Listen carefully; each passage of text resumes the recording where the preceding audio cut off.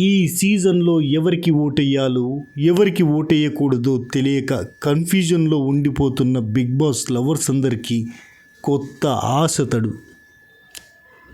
ఈ సీజన్ పైన ఉన్న ఇంట్రెస్ట్ అంతా కూడా చీకట్లు కమ్ముకుంటున్న వేళ ఉదయించిన కొత్త రవికిరణం అతడు. ఆశలు సమాధవుతున్న వేళ కొత్త రెక్కలు తొడిగిన వీరుడతడు. అతడే అతడే అతడే టంటడే. నా గురించి చెప్తలే, నవీల్ గురించి చెప్తానా. ఓయ్ అమ్మ, ఓటింగ్లో మామూలుగా లేడయ్యా. చెడుగుడు ఆడతాడు. అమ్మ తోడు ఘోరం అంటే ఘోరం. చెప్తా గుర్రి ఎట్లున్నది ఎలివేషన్ ఖతర్నాక్ ఇయలే.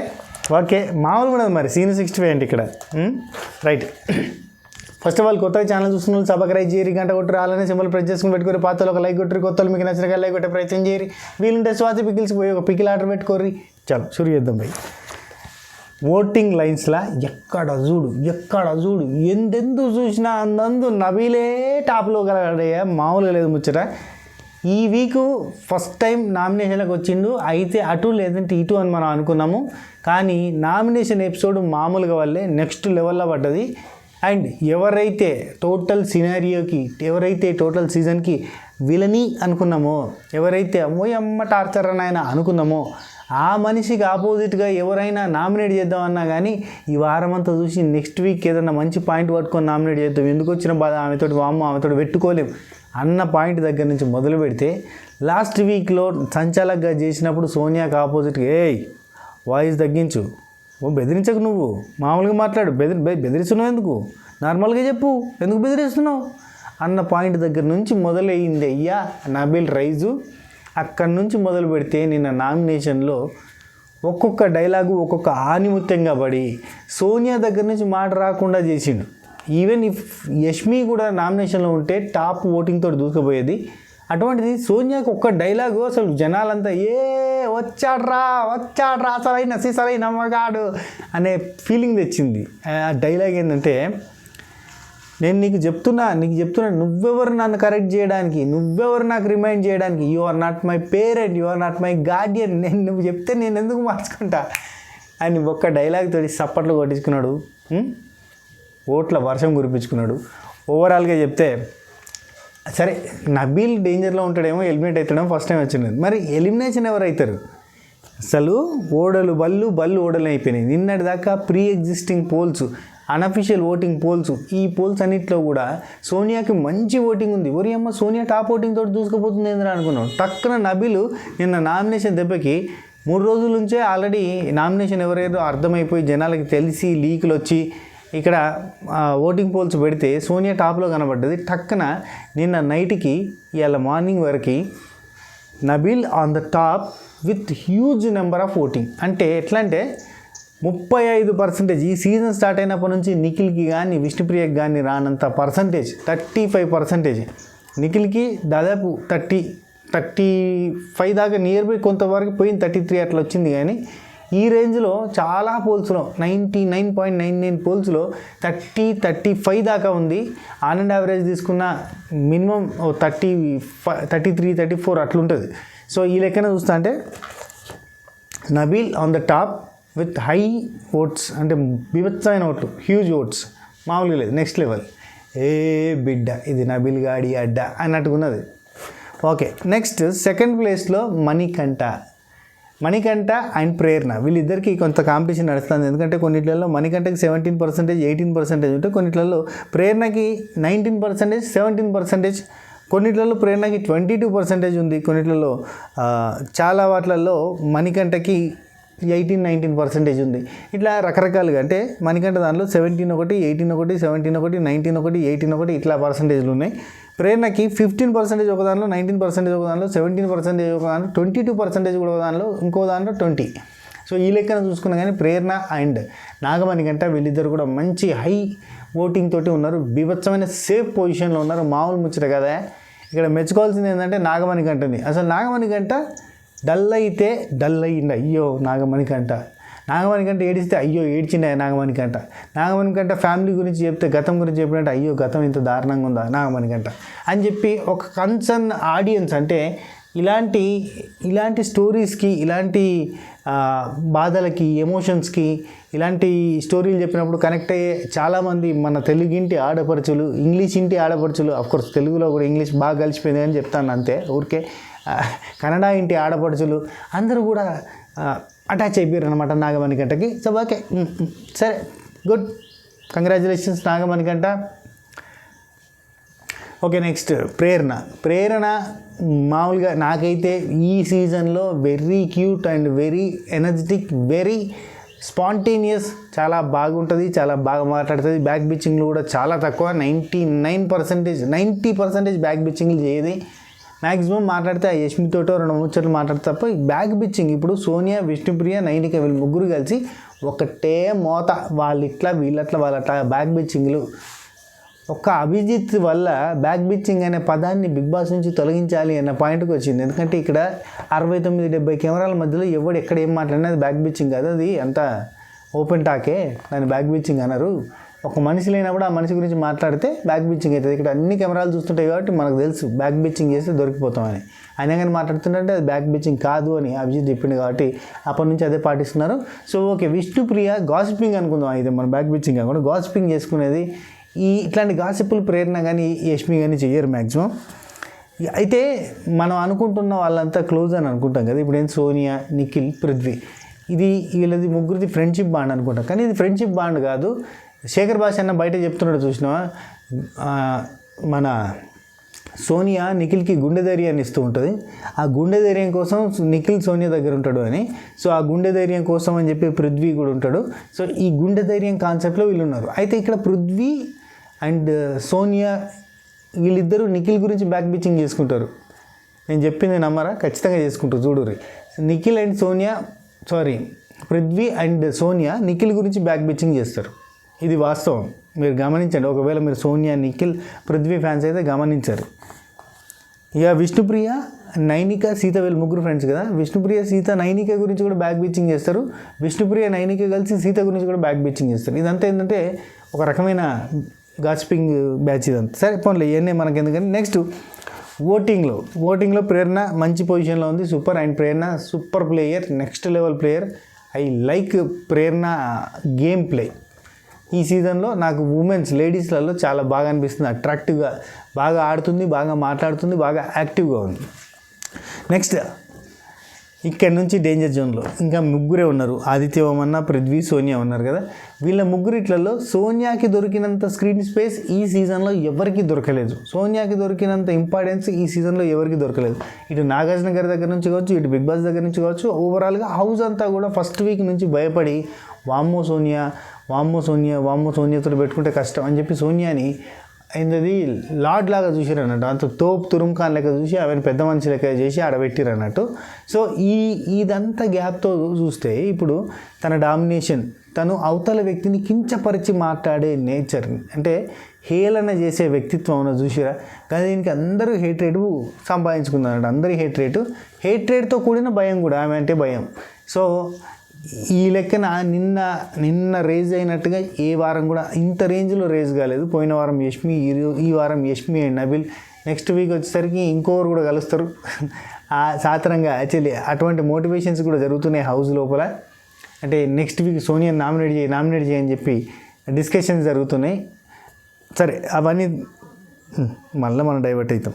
సరే ఓటింగ్లో చూస్తే ఇప్పుడు ఆదిత్య ఓమన్న ఎలిమినేట్ అవుతాడా, పృథ్వీ ఎలిమినేట్ అవుతాడా, మరి సోనియా పరిస్థితి ఏంది? సోనియా ఓడలు బల్లైన అబ్బా, సోనియా డైరెక్ట్గా లాస్ట్ పొజిషన్కి వచ్చింది. వై? బికాజ్ ఆఫ్ తను చేసుకున్నది స్వయంకృత అపరాధం అని. కానీ బిగ్ బాస్ టీమ్కి సోనియా ఎలిమినేట్ అయితే అసలు కంటెంటే ఉండదు కాబట్టి సోనియాని కన్సిడరేషన్లోకి తీసుకుంటారని నేను అనుకుంటున్నాను. ఎందుకంటే రతిక లాస్ట్ సీజన్లో ఎలిమినేషన్ అయిపోతే కంటెంట్ చాలా డల్ అయిందని చెప్పి మళ్ళీ రతికాని రీఎంట్రీ ఇచ్చారు చూసిరా. ఆ సాత్రంగా సోనియాని ఇప్పుడప్పుడే ఎలిమినేట్ చేయరేమో 10వ వారం దాకా నేను అనుకుంటున్నాను. సో మినిమం ఇలాంటి రచ్చలేపే కంటెస్టెంట్ 10 వారాలన్నా ఉంటే అప్పుడు వాళ్ళకి సీజన్కి బలం ఉంటుందని చెప్పి భావిస్తారు. కాబట్టి ఖచ్చితంగా సోనియాని సేవ్ చేసే ప్రయత్నం చేస్తారు. ఈవెన్ ఓటింగ్లో డల్ ఉన్నా కానీ ఈమె కంటే డల్, అంటే ఈమెతో పాటుగా ఇంకొకరు ఉంటుందిగా డల్గా తక్కువ ఓటింగ్ ఉంటుంది, వాళ్ళని ఎలిమినేట్ చేసే ఛాన్స్ ఉంది. హైలైట్ ఏంటంటే బయట ఆడియన్స్ అంతా గేమ్ ఆడడం స్టార్ట్ చేసారు మొత్తం. ఇక నెక్స్ట్ లెవెల్లో గేమ్, ఎందుకంటే పోయిన సీజన్లో కదా సీజన్ 6లో కదా శ్రీ సత్యని ఎలిమినేట్ చేయాలి, వీళ్ళని ఎలిమినేట్ చేయాలంటే ఇంకో కంటెస్టెంట్ ఎలిమినేట్ అయినట్టుగా ఈసారి స్టార్ట్ అయిపోయింది ఆపరేషన్ సోనియా. ఏంటంటే సోనియాని ఎలిమినేట్ చేయడానికి ఆదిత్య ఓంకి ఓట్లు వేయండి.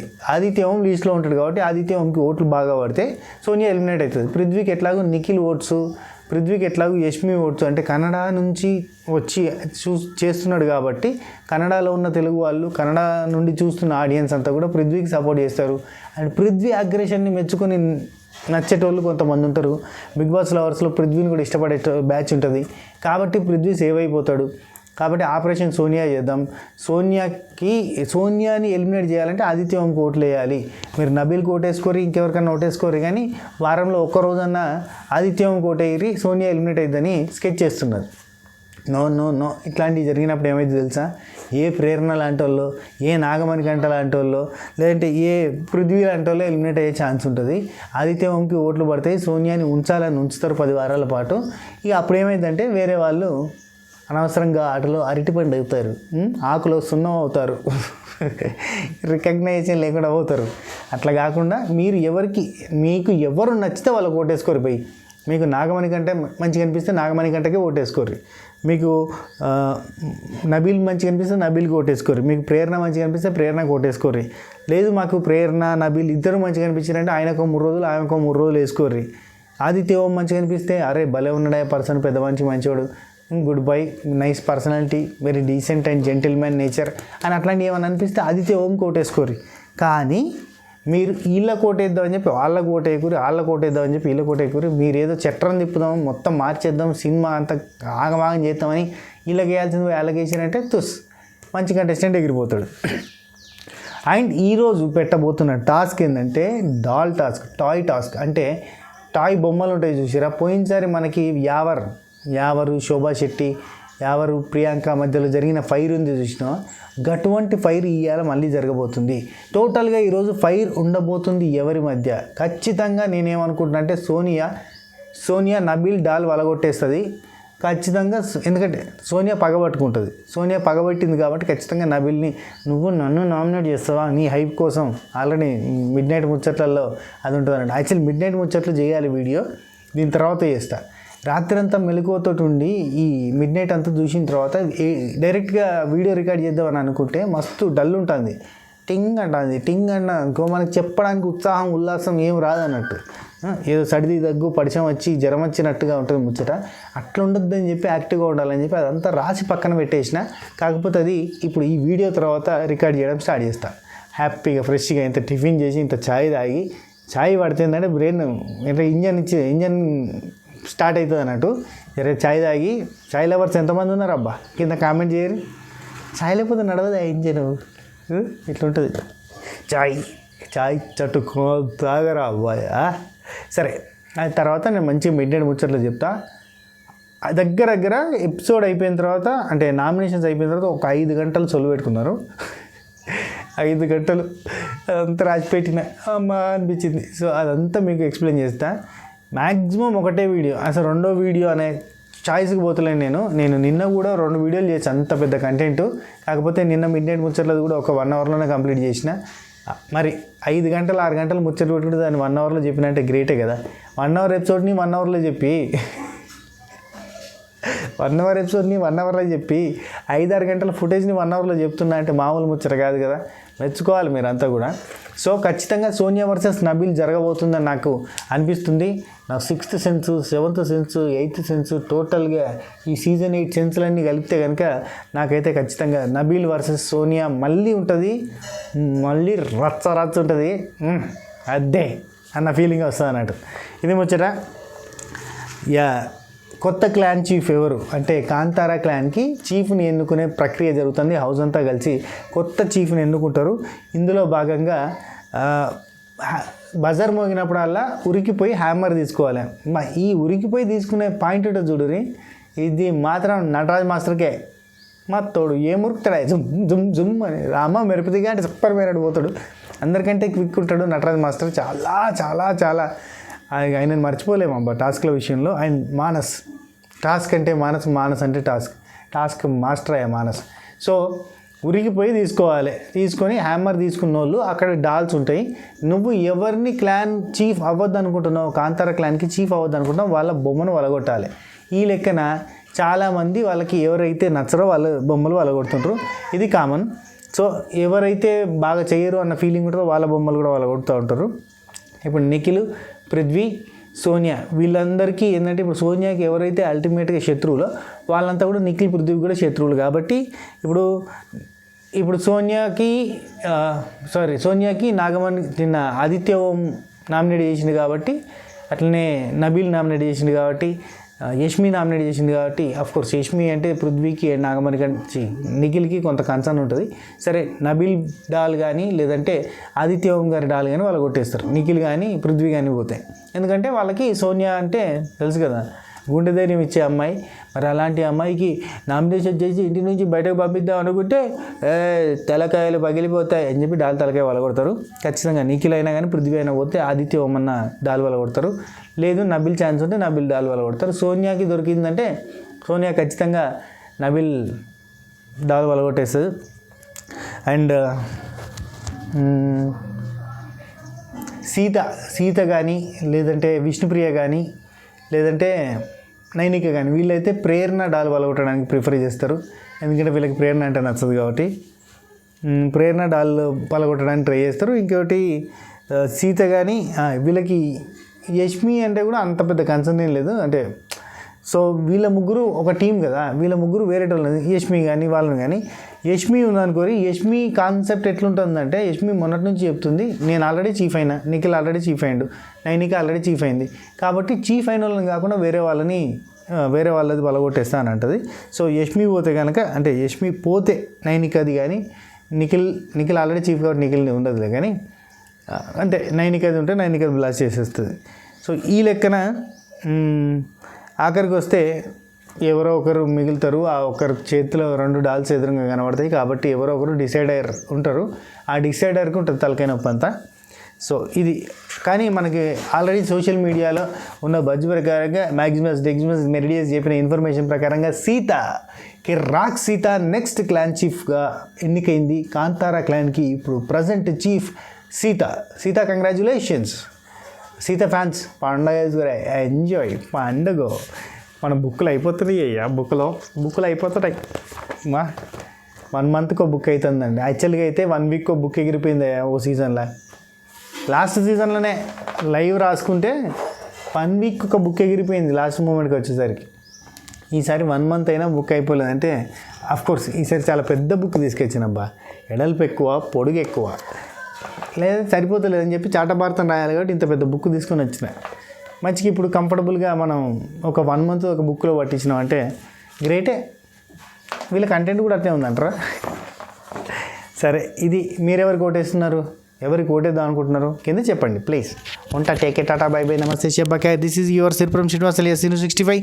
మీకు ఎవరికైనా స్వీట్స్ కావాలంటే బెల్లం సున్నుండలు అండ్ డ్రై ఫ్రూట్ లడ్డు ఈ 2 మన దగ్గర అవైలబుల్గా ఉన్నాయి. ఫ్రెష్గా మీరు ఆర్డర్ చేసిన వెంటనే ప్రిపేర్ చేసి మీకు పంపిస్తాం.